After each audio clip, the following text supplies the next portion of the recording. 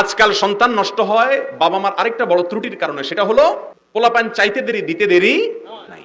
সবকিছু যে চাইলেই পাওয়া যায় না, এই শিক্ষা আজকাল একটা পরিবারেও দেওয়া হয় না, ইল্লা মার রাহিমা রাব্বি, হাতে গোনা দুই একটা থাকতে পারে।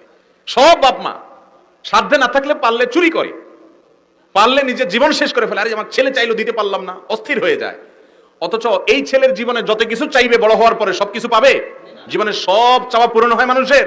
তাহলে এই ছেলেকে তো ছোটবেলা থেকেই শিখাইতে হবে, বাবা যা চাইবা সবই পাইবা, এটা কোনোদিন সম্ভব নয়। কখনো কখনো না পাওয়ার কষ্টকেও হজম করা শিখতে হবে, এই প্রশিক্ষণ তো ছোটবেলা থেকে দিতে হবে বাচ্চাকে।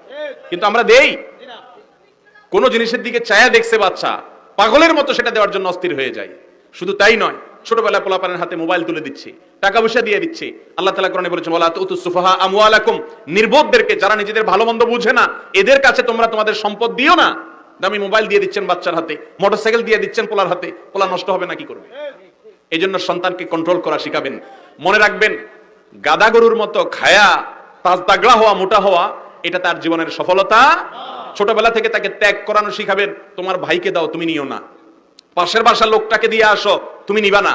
ত্যাগ করা শিখো, এগুলো ট্রেনিং দিতে হয়। বাপ নিজেই তো খাই খাই, পোলারে কি শিক্ষা দিবে? মা নিজেই তো খাই খাই করে, ছেলেকে কি শিক্ষা দিবে? এই জন্য বৃক্ষ তোমার নাম কি, ফলে পরিচয়। আজ আমরা পচে গেছি, তার প্রমাণ হলো আমাদের সন্তানরা, নতুন প্রজন্ম নষ্ট হয়ে গেছে। এই নষ্ট অন্য কারণে হয় না, কারণ সমাজ নষ্ট হয়ে পচে গলে এখন গন্ধ বাইর হচ্ছে। আল্লাহ তাআলা আমাদের সবাইকে হেফাজত করুন। ভাইরা আমার, সন্তানদেরকে মানুষের মতো মানুষ করার জন্য আমাদের দায়িত্ব, কর্তব্যের মধ্যে থেকে তাদের জন্য হালাল উপার্জন করা, অপচয় না করা, এটা একটি অন্যতম। আর 6 নম্বর, তাদের প্রতি আমাদের দায়িত্ব, কর্তব্যের মধ্যে তাদেরকে ভালোবাসা।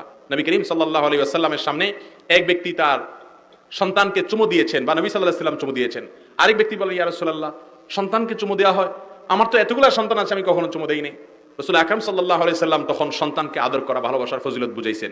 এই বিষয়ে ওয়াজ করার দরকার নাই, কারণ আমরা আজকে সন্তানের আদরের চোটেই তো সব আকাম কুকাম করি। অতএব আদরের ক্ষেত্রে মাশাআল্লাহ আমাদের কোনো কমতি, কিন্তু উল্টা আদর করি। আদর করে নামাজে না নিয়ে তারে ঘুম পাড়ায় দেই। এটা কি তার আদর হলো না ধ্বংস হলো? মেয়ে বেপরদায় চলে, উল্টা ছেলেপেলের সাথে ঘুরতে ফিরতে দেখি, দেখেও না দেখার ভান করি, বলে যে এই বয়সে টুকটাক করে। বলে কি বলে না? এই অমানুষ বাপের ঘরে অমানুষ সন্তান হবে না কি হবে? মনে রাখবেন, সন্তানকে ভালোবাসবেন, কিন্তু ভালোবাসতে গিয়ে তার ভালো মন্দ এটা বুঝতে হবে।